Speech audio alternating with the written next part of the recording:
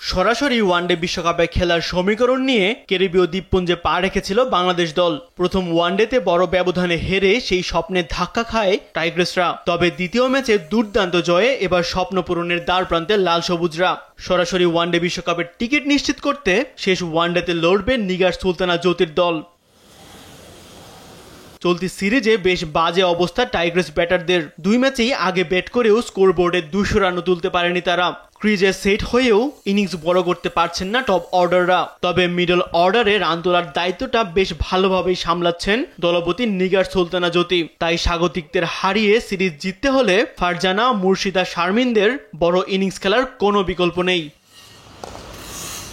এদিকে প্রথম ম্যাচে ব্যর্থ হলেও দ্বিতীয় ম্যাচে বড় জয়ে মোড় ঘুরিয়ে দিয়েছিল বোলাররাই। মারুফা, নাহিদা, ফাহিমারা রান আটকানোর পাশাপাশি দ্রুত উইকেট তুলে নিয়ে চাপে ফেলেছিলেন ক্যারিবীয় মেয়েদের। এই ম্যাচেও প্রতিপক্ষকে অল্পতে আটকে রাখতে বোলারদের ওপর ভরসা রাখবে টিম ম্যানেজমেন্ট।